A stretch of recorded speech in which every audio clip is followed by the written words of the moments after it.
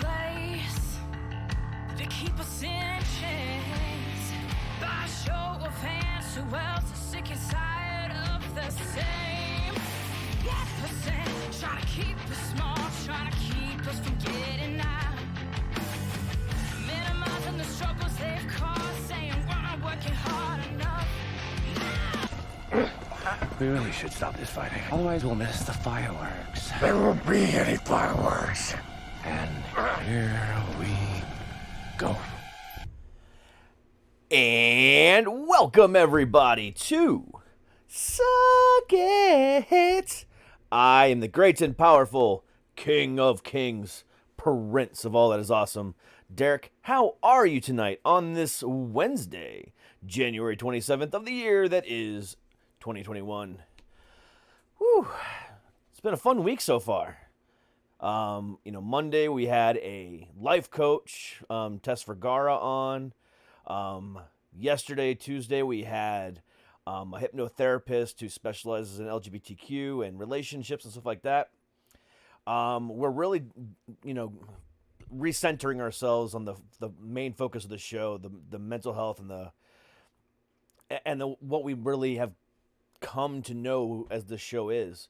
Because again, like I've been saying all week and last week, by design, I wanted to talk to more bands and other celebrities and stuff like that to, again, show you guys that even celebrities have the same issues that we share. But then along the lines, because I was doing that all the time, I lost focus on the whole idea and the premise of the show. So this week we're refocusing. We're bringing authors and therapists and this and that and survivors of, mental health issues to really kind of refocus who we are as a show. So that continues with this episode right here, because I have with me tonight a survivor of childhood abuse. Dr. Rita Louise has emerged as a gifted empath and talented clairvoyant medical intuitive.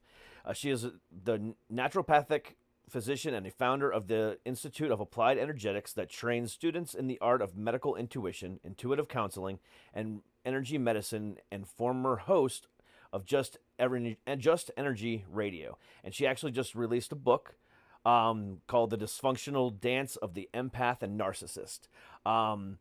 It is a book about relationships, and we'll get into all that and more with the lovely Dr. Louise.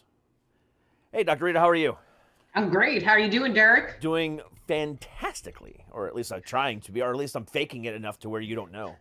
But remember, I'm psychic, so I know everything. See, I have other psychic friends too, and he freaks me out a little bit though. Like, I'll be having like a down day, and this guy lives in California. I'll be having a down day, and all of a sudden I'll just get a text message with this words of inspiration, and I'm like, damn it, William.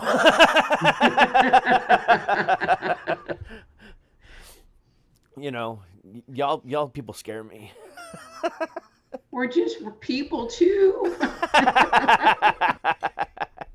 Maybe a bit weird depending on who you are, but Oh, I'm just weird. Regular. I'm weird too, so we fit together, very well. It's just, I don't see dead people. I don't like seeing dead people personally, even though I did ghost hunting and I would, but I have a rule. It's like the dead people can stay in your house. I don't want them in my house. I have 2 dead people in my house. That's more than enough. And that's my rule. I'll visit you. Don't come visit me. I have a dead cat in my house, and that kind of freaks me out a little bit. Is it stinky? No, it's cremated, and I have to look at the box. Oh, all right. I have 2 dead dogs if you count it that way. Actually, no, it's no longer here. My soon-to-be ex-wife took it with her when she moved out. So I don't have to look at that creepy cat anymore. I looked at it long enough. So why don't we, joking aside now, why don't you tell me a little bit about yourself and tell my audience a little bit about yourself and what you do? Okay. So, for my day job, I work as a medical intuitive, so simply said, a medical intuitive is a person that uses their intuition to help identify health issues. And so when I'm working with someone, they might be having a physical problem. They might have like indigestion, or, they have a pain somewhere, and they want my insights into what's going on. And I'm a naturopath, which is a holistic physician, and I provide them with, supplements, or, you need to exercise, stop eating the junk food, whatever that is, but then tied to that, there, in my opinion, and per research, that, 80% of all diseases, there's always some emotional component to it. There's something going on inside of us that is finally manifested into the physical world. And so I work with people on that, helping them to understand why they got sick, and then coming up with ideas or concepts or counseling to help them resolve whatever that inner turmoil is that is underlying their health concern. That's interesting, because I've heard that before, to where there's a emotional or a mental thing that is attached to the physical thing, and how often have you seen that being the case? I would say that it is a much smaller group of cases that don't have an emotional underscore.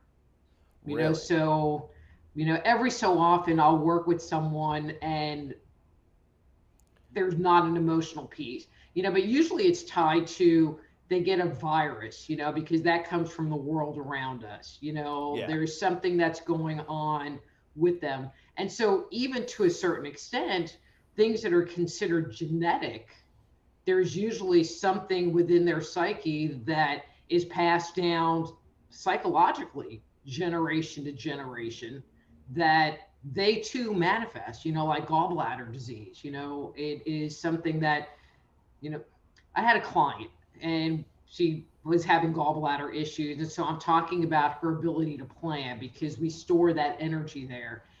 And it wasn't, and she couldn't plan. She couldn't plan her way out of a paper bag.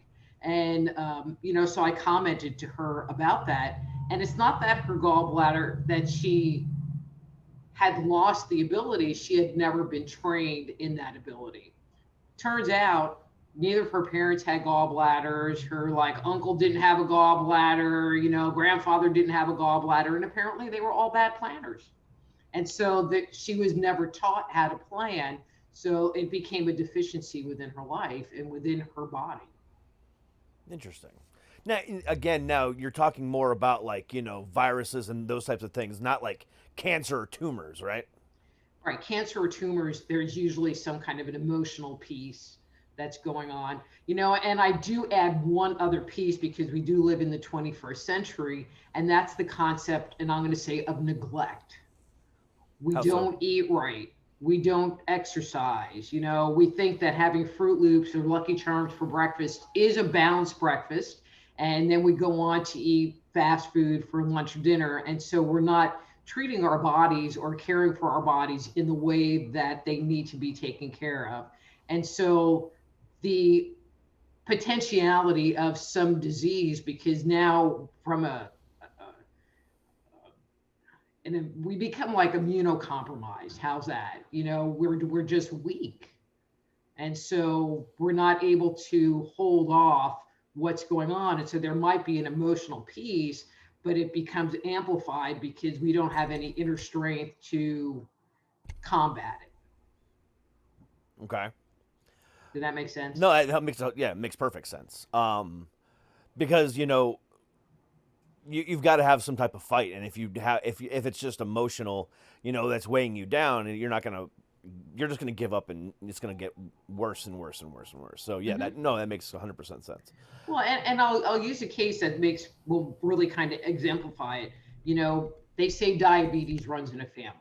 And to me, diabetes is a giving disease. You either don't know how to give your energy, or you don't, more often than not, know how to receive it from other people, receive a smile, receive a compliment, whatever that may be. Mm-hmm.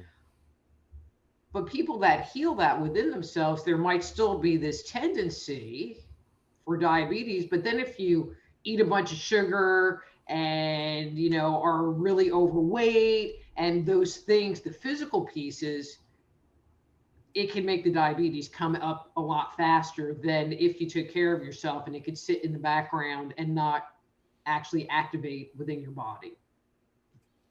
Yeah, that is, yeah. I mean, how many people in the world, has gotten a phone call from their mom or dad and them saying, "Oh, I just got diagnosed as a diabetic," while, we're on the phone eating a Snickers bar going, "Oh, that sucks."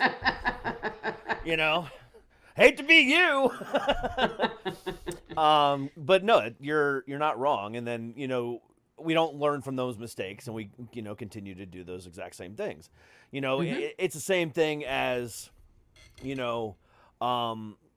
and obviously there is a genetic component to diabetes, and there's a genetic, component to a lot of different things. But like one of the things is like alcoholism. If both your parents and all your uncles and aunts are all alcoholics, yet you think, "Oh, it'll never happen to me," as you guzzle down a 6-pack every night. It's it's one of those things where the same thing. It's the same concept.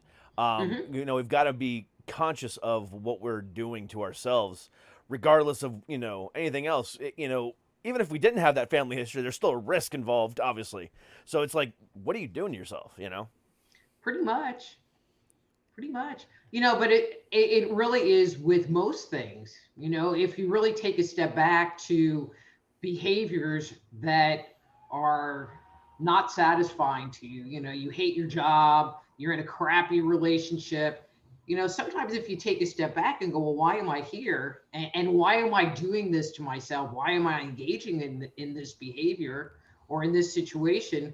Then you can make different life choices. Same with the alcoholism, same with, somebody's like complains about being overweight as they're eating a bag of chips. It's kind of like, it's about those choices, and and I'm going to say ultimately taking responsibility. If you don't like what's going on, then you got to change it. Yeah. And I've used that, expression or whatever, many times on the show. I mean, we control our own life. We're the only ones that have that ultimate control of what we do on a daily basis. I mean, there's nobody putting a wall in front of you except for yourself. That wall is built by you. You can blame your boss, your wife, your best friend, or mom and dad for the majority of your life. But the real thing about it is, by saying, well, they just won't allow me to do that, or whatever the case might be, you're building that wall, because nobody's going to allow you to do anything. You have to do it yourself. And the same rules applies to this as well.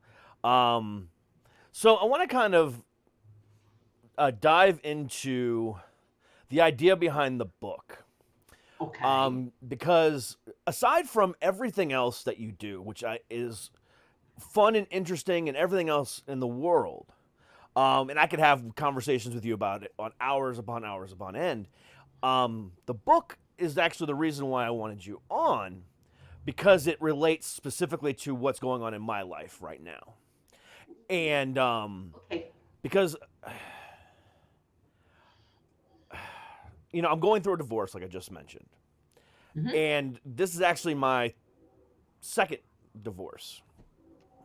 And, even before that, I had a long-term relationship with somebody, that had my first daughter.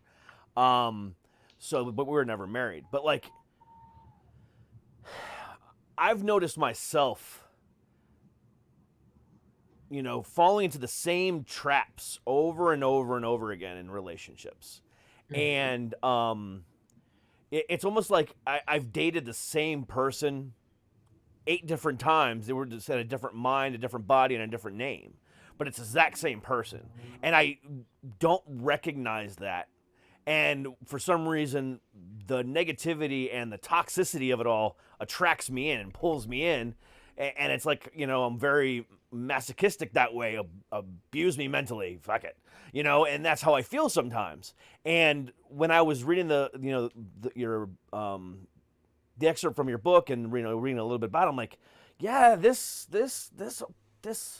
screams to me.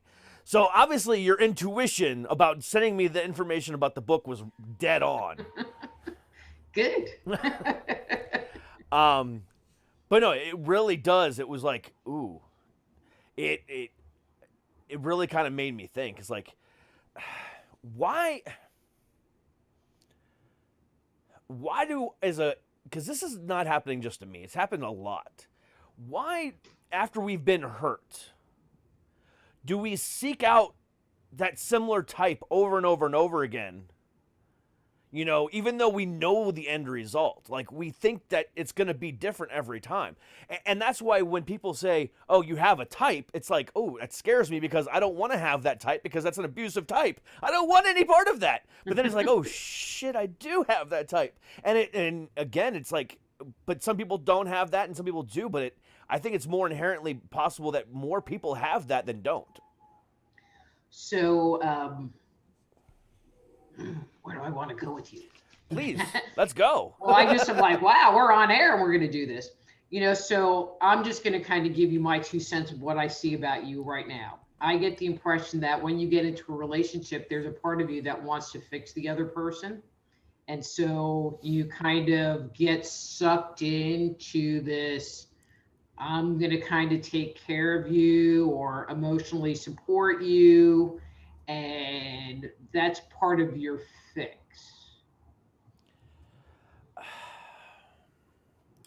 I don't know if that's wholly accurate, because like my current wife that, you know, her and I are divorcing, we've been together for 13 years. And when I met her, she was still in still in college and, you know, just getting ready to graduate.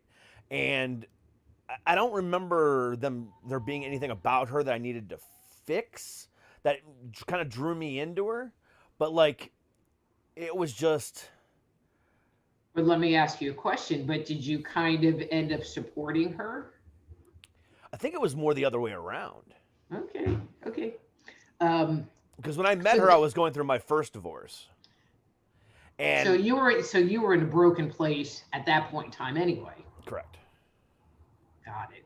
You know, and I'm just going to kind of back out and say, you know, a lot of times we go and attract people that make us feel comfortable, you know, and what I have found is that people, I like the little hair thing going on, you know, people that come from, and I'll say dysfunctional families, tend to just attract dysfunctional people, you know, because that's what they know, that's what's comfortable. They know that in the big picture, they don't know what right looks like, you know, and they will allow behaviors to happen that maybe aren't that healthy, you know. So just, you know, a little of my history and how the book came about. So I've been married 4 times. My last husband died, so I don't really count that as like a breakup, but I've had a number of other relationships that were like not good, you know. So when you talk about like not good relationships, you know, you'd find me in the dictionary next to toxic.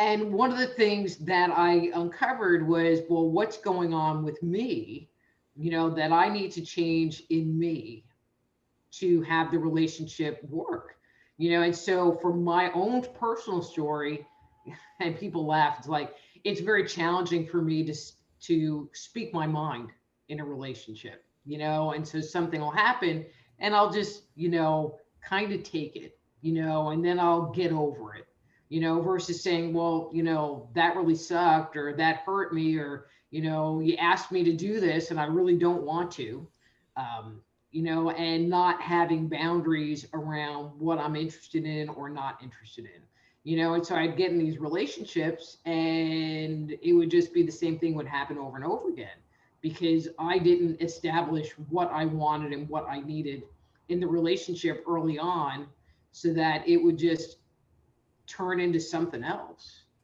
you know. And so it was suggested to me, and I can see this with some of the relationships that I've had, where I did not teach my partner, I did not communicate what I needed to my partner. I had the expectation that they would read my mind and figure it out, and if I was upset, I would just not say anything about it. And so after a while, I just went off into my corner and I allowed them to become more and more dominant and more controlling, and it's not that they were necessarily a controlling person, but I gave them the opportunity to do that. So I created, or we created, this distorted balance that's in the relationship. Yeah. That actually speaks volumes, because that's exactly kind of where I came from at first. So the way I was raised, and I don't think it was like my dad ever said, this is how it needs to be done, but actions speak louder than words. And the entire time my mom and dad were married, up until the point where I think I was 14 or 15 when they separated, I can't remember. I watched my dad bow to my mom's every whim. Beckon and call, at her feet, yes, honey, yes, honey, yes, honey, like a little puppy. And she took full advantage of that. And she'll admit that. I mean, what person wouldn't? I mean, it's wrong, but I mean, they want to give everything to me? Okay, cool. I'll let them have it. And that's how my dad was. So when they broke up, and when I moved out on my own, a couple years, 3 years later, whatever it was, and I met my first girl from my mom, the daughter of my oldest, it was the exact same way. I let her, control it. I was bowing to her every whim. And then with my first wife, the same thing. But she took it as far as my mom did, but then went even worse with it, because my ex-wife was very abusive, physically and mentally. But she, let me have it. I mean, it was horrific at times. I mean, I'll never forget the day that I told her I wanted a divorce. I had just got done working a double shift between 2 different jobs, like 14-hour day. And I come home from work, and she's been out at Disney all day with her parents and our daughter. And the first words out of her mouth after I've been gone for 14 hours is, "Why aren't the dishes done?" Like, you were at fucking Disney all day, and you're asking me why are the dishes? Okay, yeah. And when I told her that, she immediately walked into our daughter's bedroom, and she was changing her diaper, and she took off her wedding ring and threw it in the dirty diaper and threw it away. I'm like, all I had to do is say divorce one time, and she was like, "Okay, cool. See ya." It's like, whoa. And it was like, that right there triggered something. Like, I've been like this forever. I've allowed it to get to this point to where I can't even stand up for myself without people completely freaking out on me, because it's not something that I normally do. And now they're being challenged, and they don't want to be challenged. Just like, you know what, fuck it, I'm going to walk away. And that's exactly how it felt in that moment. And in that moment, actually not, it wasn't like an overnight thing, but like over the course of time between that moment and the time I met my second wife, something changed in me. Now it's like, I never don't speak my mind. I never don't, hold back when it comes to my emotions. Now it's just like, I vomit like all the time. Just like every emotion, everything I'm feeling, I don't care. It just comes out. And so now I've gone from one opposite to the other. Let me ask you a question. So after you vomit at your soon-to-be ex-wife, do you walk away and kind of think, wow, that was a little over the top, or, well, she didn't really deserve that, or something, maybe not all the time, but at times? If, I throw out something other than how I'm feeling, like if I'm just like, emotionally vomiting all over the place, then that's a different scenario, because I'm letting you know how I feel. But then if I let you know how I feel tied in with some, backhanded, sarcastic comment along with it, that's when I'll feel bad. But it's like, it's almost like me telling you, it's not, me letting you know that this is how I'm feeling isn't enough. That I gotta take that extra little dig in there to kind of let you know how I'm feeling. I don't want you to know how I'm feeling. I want you to know how I'm feeling. And I think that's where it kind of comes from. It's like, yeah, you've listened to everything I've said, and I appreciate you listening to everything I've said. However, I'm really, really hurting, and I don't think you understand that. So here's the sarcastic comment. Now we're even. And so, and this is something I would like for you to just contemplate, not necessarily here, but just in general. that perhaps when those situations are happening, you might be upset by something that your wife did, but really where the anger and the rage and all of those really heavy set emotions are really coming from was from your past relationship, or from your mom. Oh, absolutely. And your wife just has the current phase of what's pushing that button that's already on overload. Yeah, I mean, I've been diagnosed with PTSD. So yeah, yeah, the stuff from my ex-wife is going to haunt me forever. So yeah, that you're hitting the nail on the head with that too. But at the same time, now it's like, But there are ways to deal with the PTSD. yes, lock myself in a closet and let nobody talk to me. No. Just one, and this is for anybody listening, if you are overreacting or being triggered by stuff pretty quickly, perhaps just, instead of reacting, taking a few deep breaths, maybe walking out of the room, giving yourself a little bit of air so that you can kind of reground yourself, kind of get whole with yourself again, and then go back and actually make the communication where it's not coming from a place of anger and being triggered, but from a more grounded, whole, I like to say neutral place. Yeah. And to be honest with you, I mean, that's not something I haven't heard before, and it's not something I've, haven't tried. However, it's not necessarily an excuse, but more of a reason that I need to figure out how to deal with. When I do walk away from a situation, that I'm, after I've, released my anger or released my, my emotions and let you know, hey, this is how it is, and I've been completely fine with it. Everything was fine. You get it, I get it. Nobody's mad at each other, but I still didn't feel enough, and I needed to say something else. I needed to make that sarcastic comment, or I needed to make sure you extra know how I feel. And if I don't do that and I walk away, my bipolar brain, immediately, starts saying, should have said this. And then I get angry at myself. And then I get put into a depressive state because now it's like, this is weighing on me. I needed to say this. And so you get bad brain. That's what I call it. Yeah. I mean, no, I really am bipolar. So, I mean, me not speaking my mind triggers my depression. Me speaking my mind too much triggers me being manic. And then I just start rambling and I'm just like, I'm going a mile a minute, and that's how it is. But with the opposite, it triggers the depression in me because I didn't let them know how I feel. Now it's going to weigh on me, and now it's going to make me feel even worse. It's a vicious cycle. See, but I call that bad brain. And when you come from a, I'll say dysfunctional family, or had trauma in your life, it's pretty easy to get into that bad brain mode, where you start ruminating about, well, I should have said this, or I should have done that, or I should have done this, and again, you can take that and go, okay, so this was me. I was the queen of ruminating. I mean, the queen. Something stupid could happen, and I could be thinking about that damn thing for weeks, literally weeks. And then eventually I'd get over it.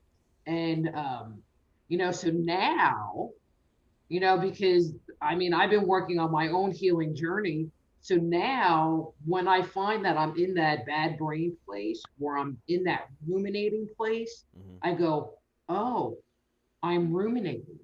Well, what am I ruminating about? But usually when you're there, you're a lot calmer than in that moment, where you were upset. And I don't think it would be bad to go back and say, how we were talking the other day, I'm calmer now, and this is really what I mean.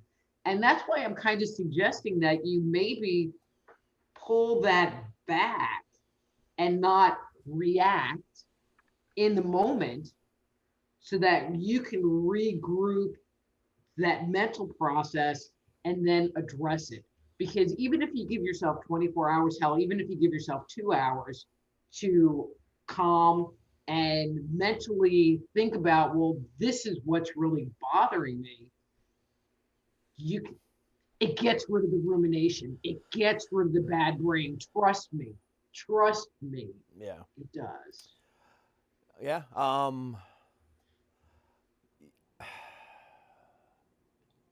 Yeah. I mean, because if you think about it, it's like if something happens and now you're like vomiting on your wife, I'm sure her experience of it was probably not all that pleasant. No, it's either. not. I know for a fact it wasn't, but I mean, that was never the intention. I never did it with the intent of, making, other people hurt or, especially, you know what I'm saying? It wasn't like, I'm not trying to hurt you, but I'm just trying to make you understand how I feel.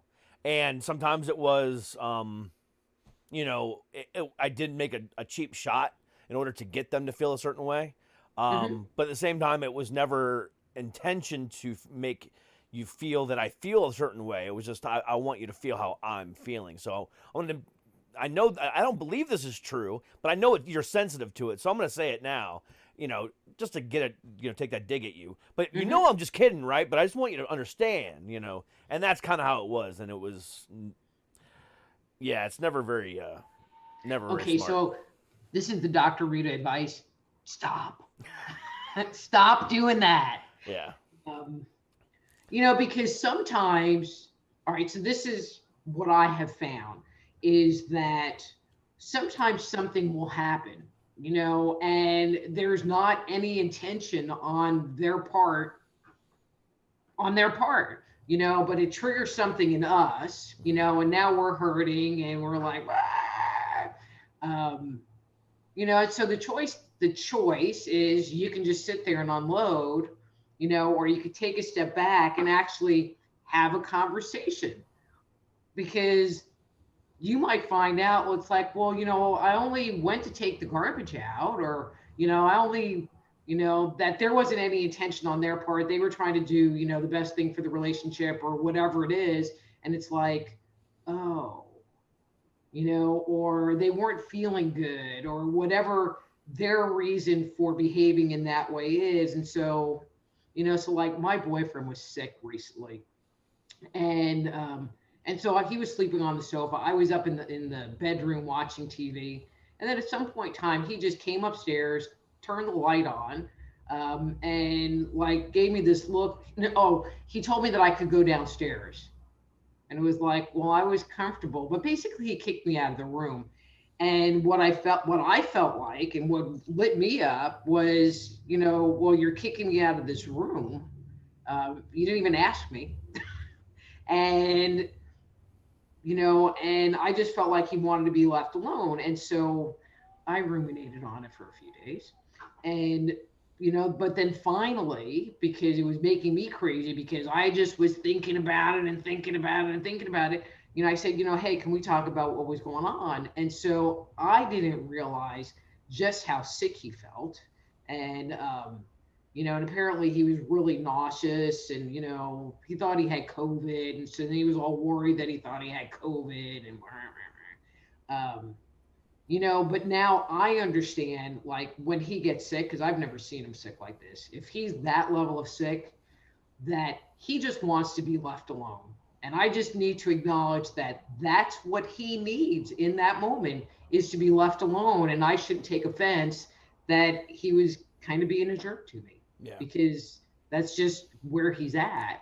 But if we didn't have that conversation, then I would never know to like put a little mental note on my little yellow pad that I keep over here of things that make things work better.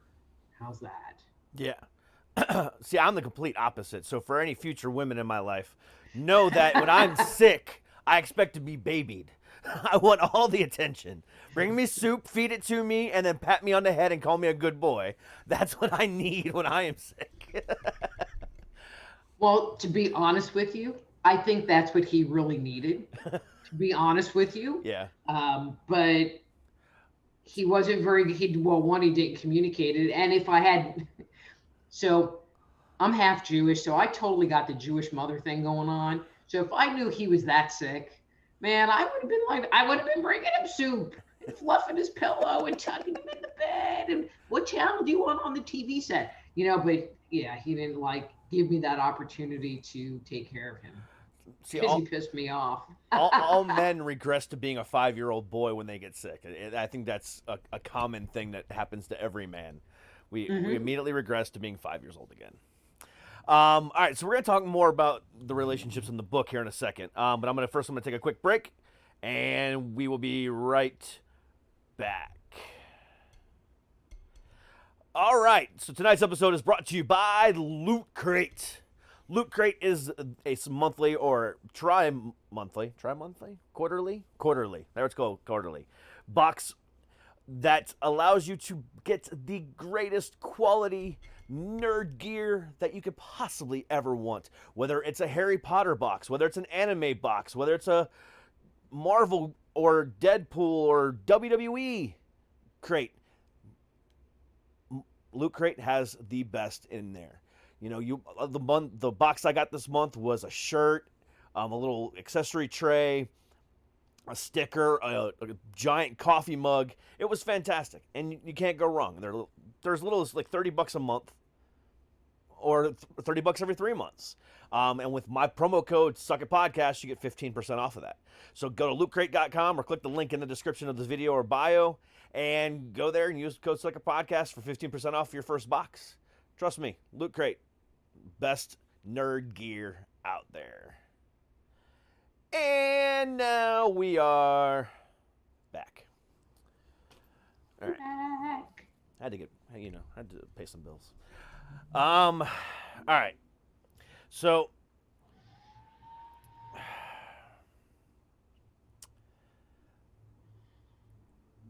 Breathe. no, I had read something in your original email that I wanted to go back to. And I'm just trying to figure out exactly how to word it.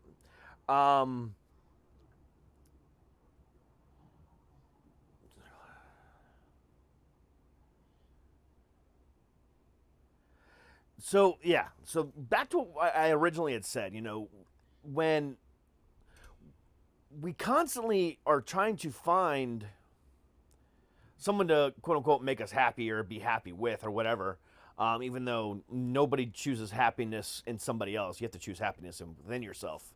Nobody's going to ever make you happy. But why? And I know we try to dissect it more, but it just doesn't make any sense to me. Why do I and millions of others constantly seek out the wrong person? Why are we constantly falling into that same trap every time and then doing nothing but bitch about it later? We don't take responsibility for it. It's just like, oh, these toxic people just know how to find me. No, you were just a magnet for them, and you just accept it for how it is. I've accepted that. I'm a magnet for toxicity. That's fine. Just call me the Joker. It is what it is. But, that's just how it is, and I don't understand why. But it doesn't have to be that way. But why is it to begin with? Because that's what you learned. That's the vibration that you're coming in on. I mean, are you familiar with the concept of the law of attraction? Yes.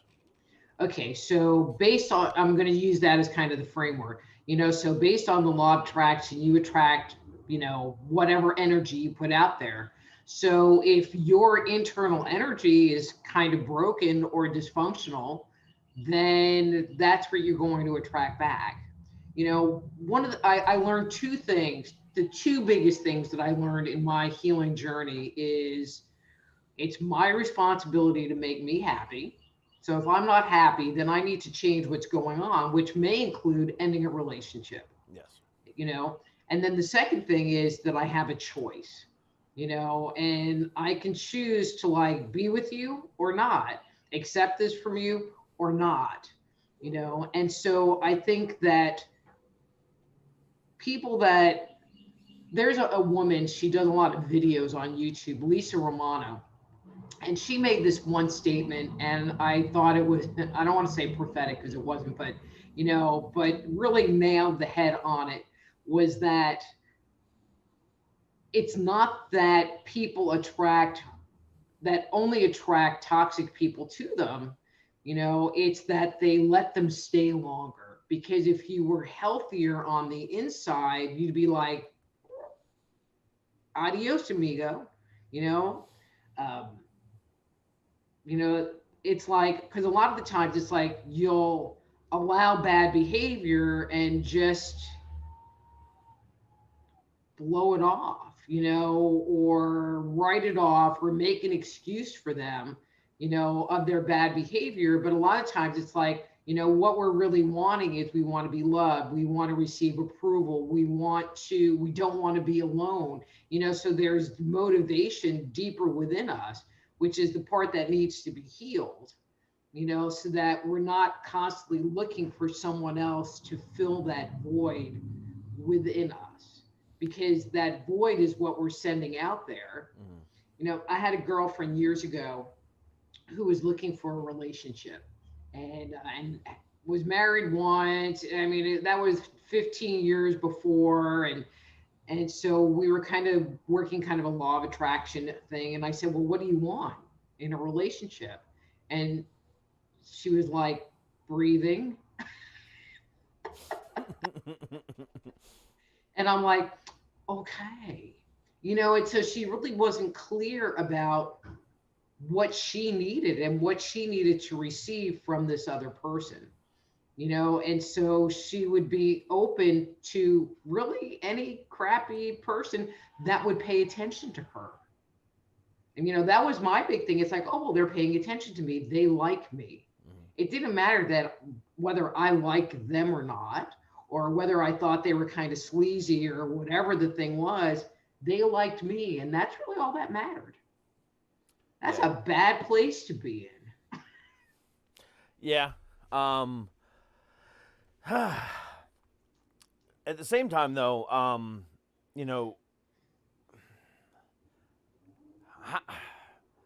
how much is it like a Freudian, that whole you marry your father, you marry your mother thing too? How much of that, plays into what we're talking about too?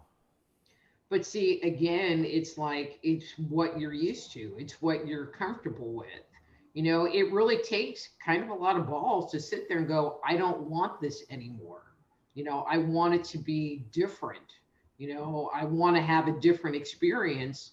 And that could be kind of scary, and put you into some really uncharted territory and into new territory that you've never experienced before. So like the gentleman that I'm with now, I mean, this is like, I'm just like putting all my dirt out here. The gentleman I do it every day, so it's okay. When we first started dating, it's like, he was really nice to me. I mean, really genuinely nice to me. You don't know how many hours I sat crying because he was nice to me, because it was just so weird and different. And then I felt like a retard because, now I'm sitting here bawling because this man is nice to me. And what's wrong with me? Because, he's just being nice to me, but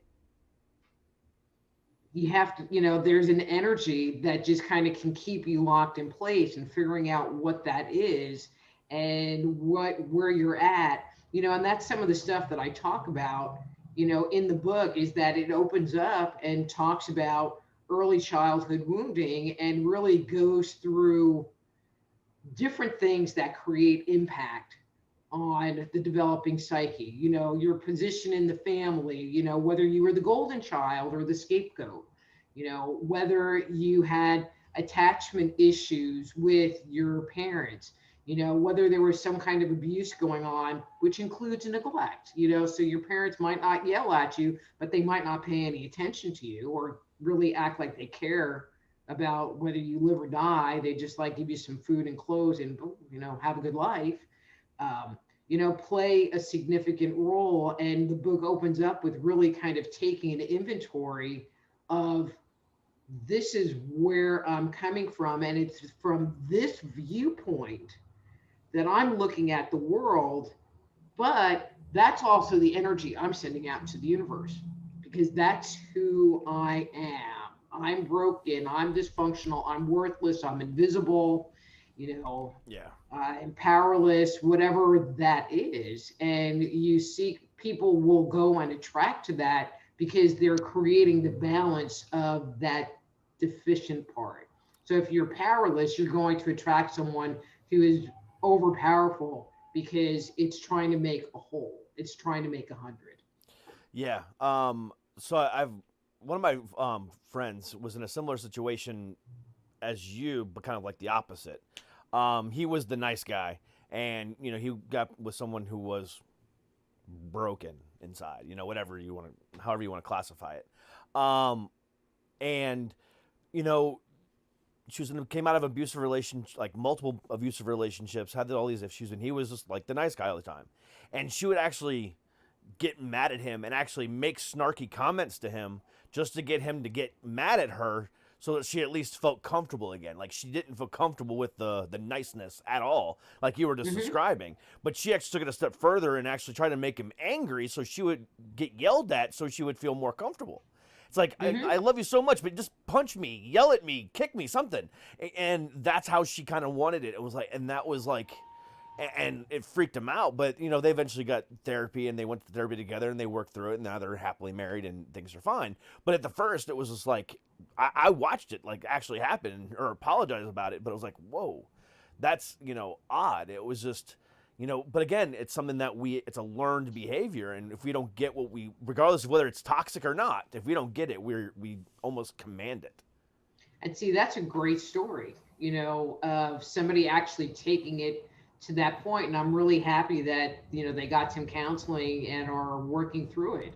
I think a lot of people who are trauma survivors, really need someone to be able to, I'm going to say, hear their story, not necessarily, the details of the story, but to be able to be there and be present and at least accepting of, I'm overreacting because I'm being triggered because of something that happened, a gajillion years ago. My husband that passed away, his parents, they made mine look great. I've met them once, and his dad, they had these dogs, and the dog was doing something, and he started yelling at the dog. And I swear to God, this man's eyes turned red. I mean, and you could just feel him getting angry. And then he looked at me, and I looked at him, and I'm looking at his freaking red glowing eyes. And he went, "Ooh, can't do this. Have company, have to calm down." And he brought his energy back down.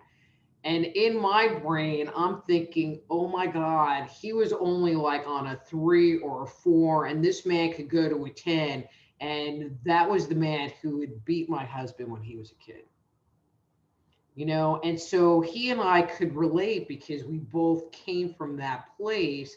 And so we could understand. It's like, oh, you're just really being triggered. Okay, what do I need to do to help unwind you? And so having that safe person to be your partner can be just a really healing experience because now there's a safe place to land, a non-judgmental place to land.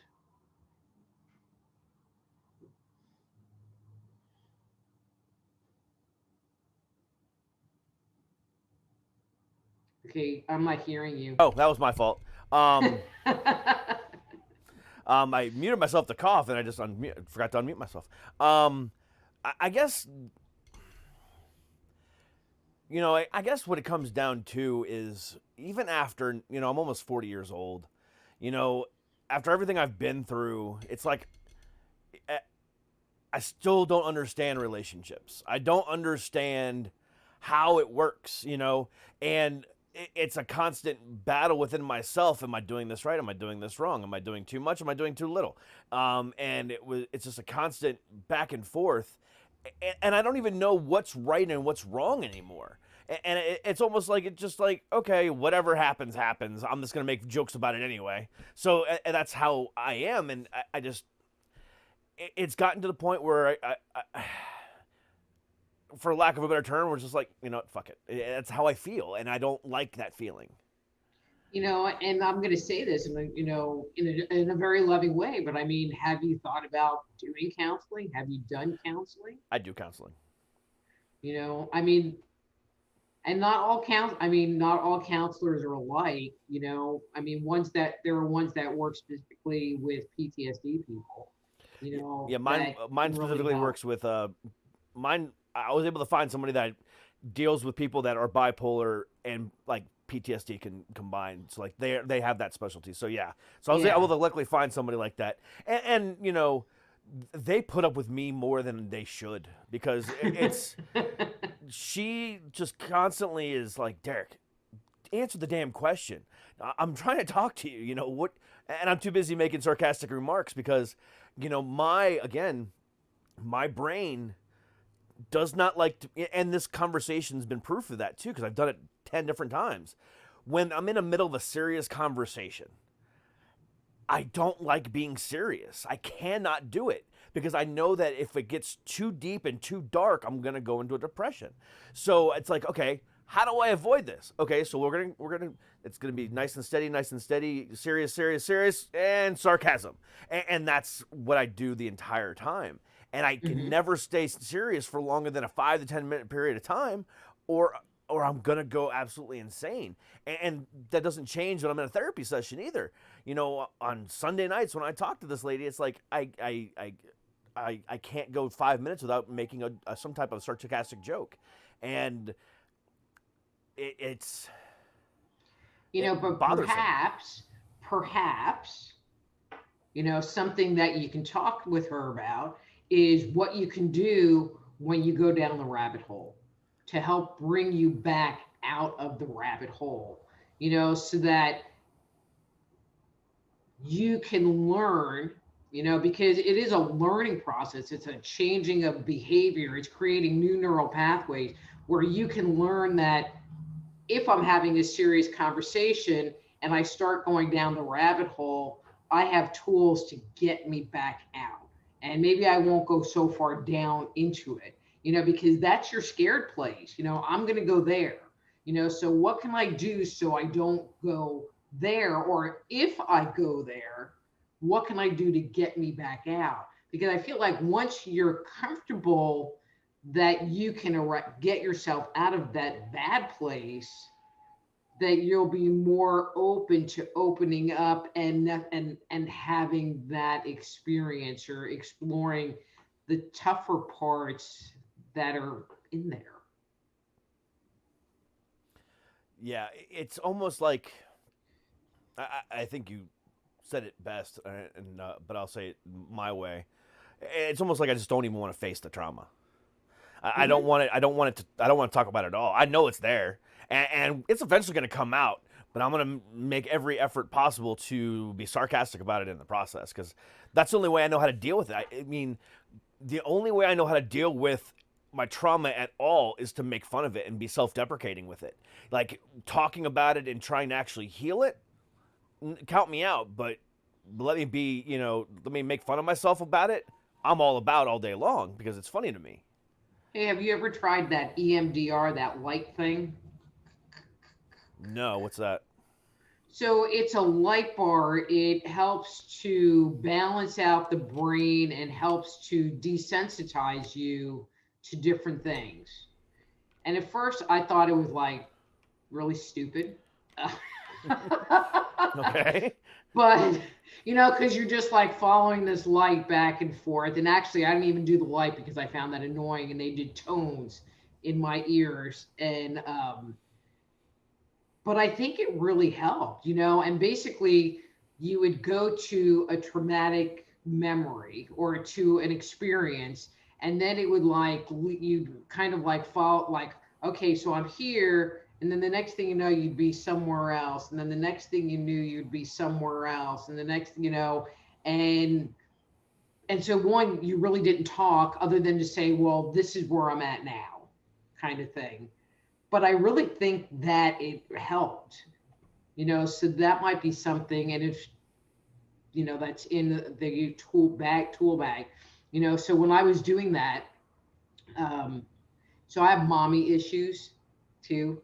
So So I would start somewhere, and then the next thing I would be with my mom, and I mean it would be like this white knuckle tears coming down like "Arr!"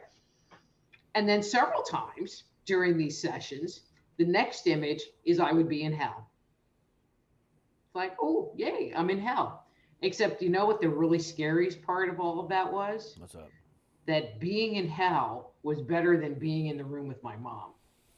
Yeah, I know that feeling. And I'm like, okay, well, that's pretty eye-opening.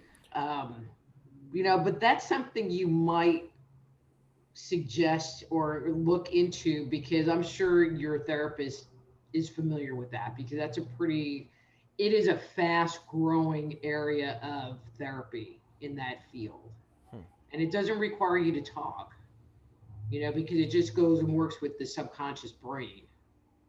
Gotcha.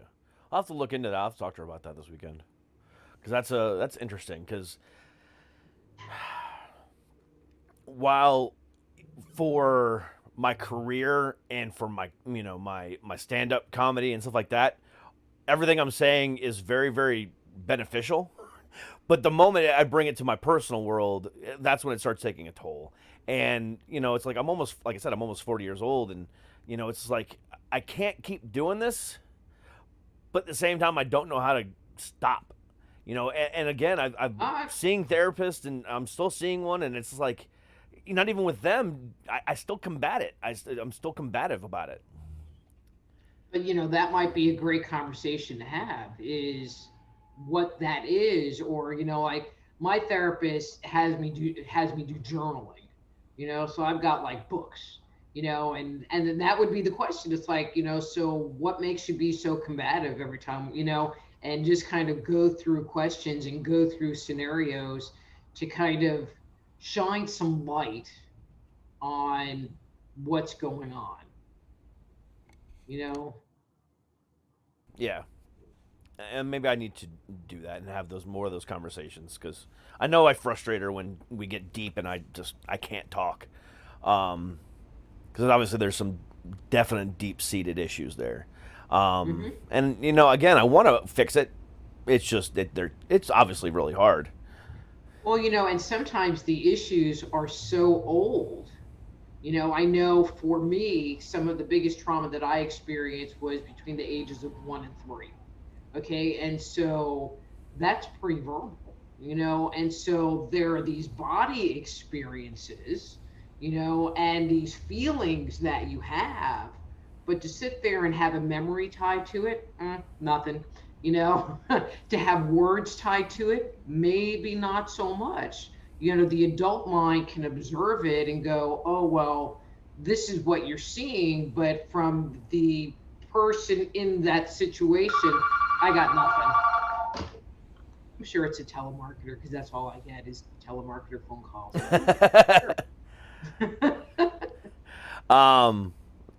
We would like to talk to you about your car's extended warranty. I'm sure. Those are always they'll call back in like 10 minutes. Again, because And 9 times out of 10, they call you about a car that you don't even have anymore. I don't have that car. But anyway, I digress. Yeah. See, I did it again. It's all very, very interesting. You didn't say anything I didn't already know, but it was nice to be able to talk about it with somebody different, and get a different perspective on it. Well, and it just seems like, you're just a little bit resistant to going there. Oh, I'm very resistant. Like you wanted to change, but maybe not so much. Yeah, it's almost like I want to find somebody as broken as I am. Therefore, we can make self-deprecating jokes about each other and about whose trauma is worse. That almost sounds cathartic in a way. Well, like my one husband, I found that it was helpful because we understood each other. We both came from the same place. Yeah. So, but healing is possible. And sometimes you just have to sit there and bite the bullet. This is probably, all right, I'm not a chicken. Okay. And most of my friends think, excuse my French, that I have the biggest balls of anybody they know, because I'll just go and do stuff. It's like, start a radio show. Sure. Go do this. Sure.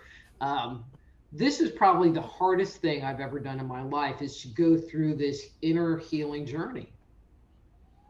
So I'm just sharing that with you. If you think it's easy and you go to counseling a couple times, no. It's hard. It's gotten harder as time goes on, has gone on too. Like, I can't continue to fight it the way I have been. I need to, eventually just stop and just accept it. So yeah, I need to figure out a better way. But you've definitely given me some things to think about. That's my job. And I'm glad we had this conversation, because like I said, when I saw what you wrote, I was like, oh God, this is perfect.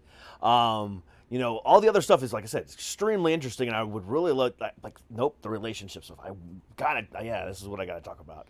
Because again, and I know there's millions of other people like me in the world that constantly seek out that toxicity without even realizing that's what we're doing. It's like, oh, look, another wrong person for me.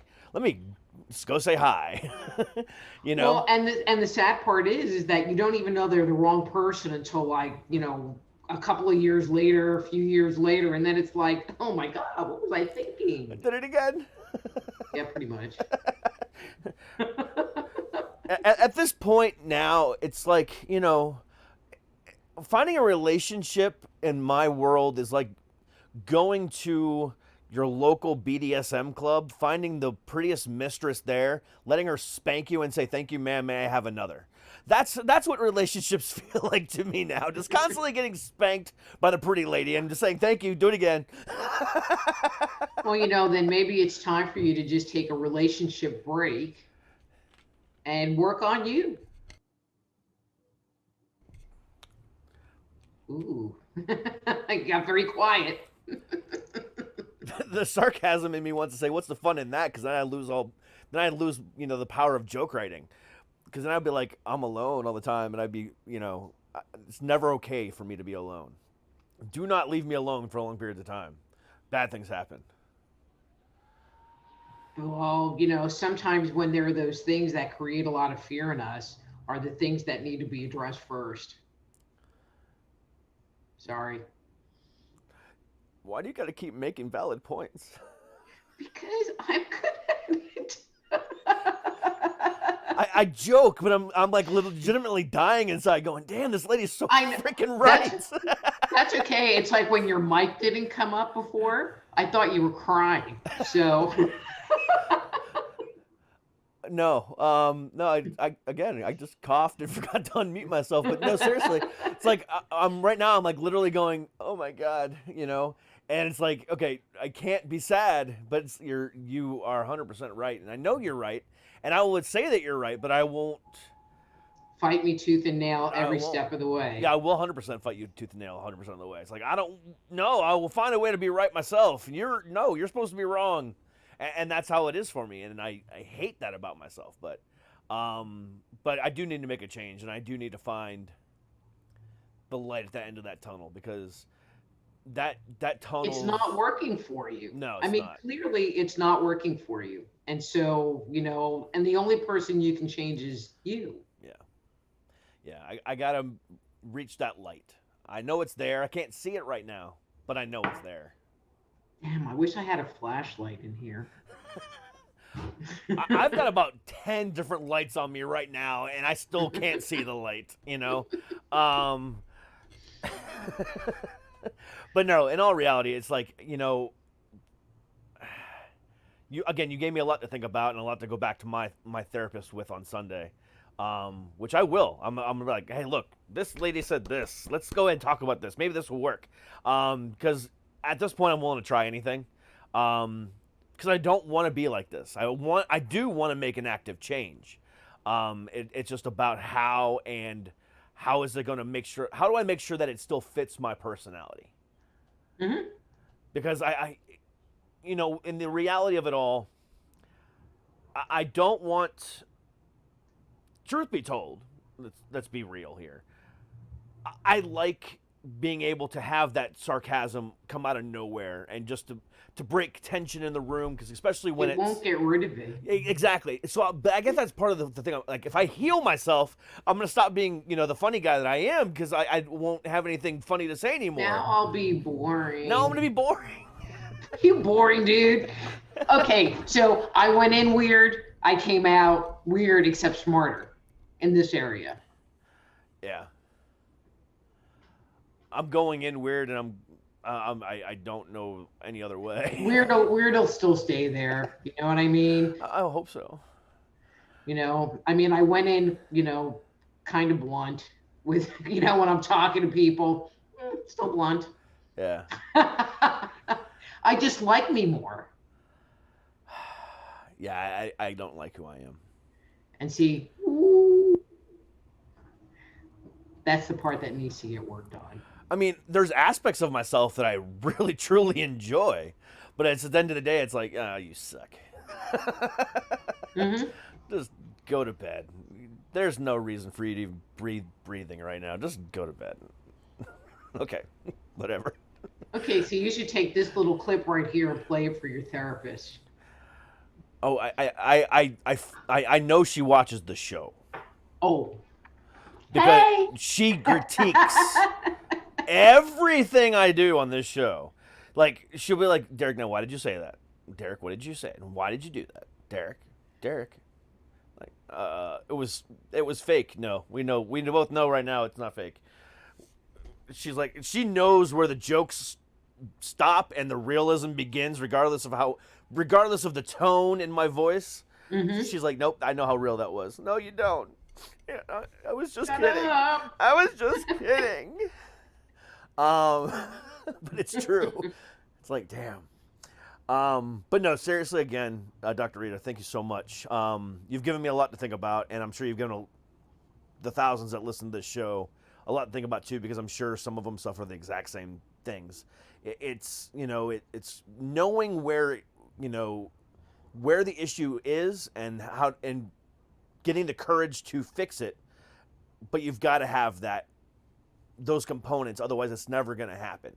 Mm-hmm. You can know where it's coming from, but not want to fix it. Just like, oh, screw it, it'll eventually fix itself. Or that's a problem, but you don't know why it's a problem, and then you don't do anything about it. You're just like, okay, it'll fix itself. But you've got to make sure that you're focused on who you are as a person and everything else in between, in order to make sure that we achieve the goals that we want to achieve.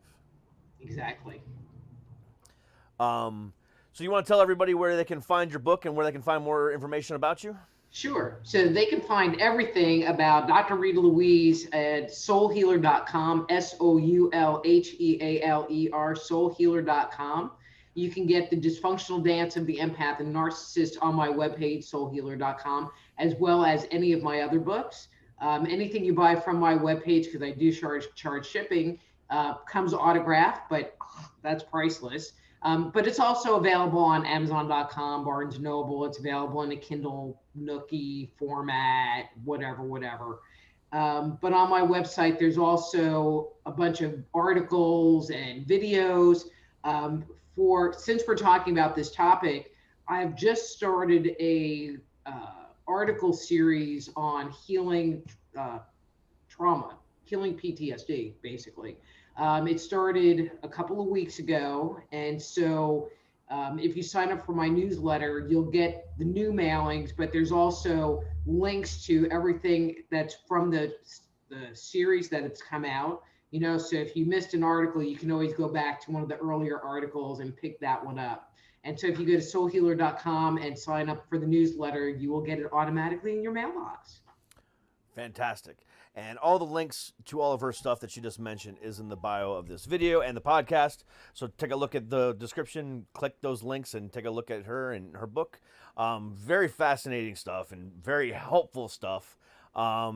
It's definitely one of those things that can start you on that guiding to self-help and self-healing. But, it's that first point where you got to recognize it. And I think that book is definitely the right place to start, especially with relationships.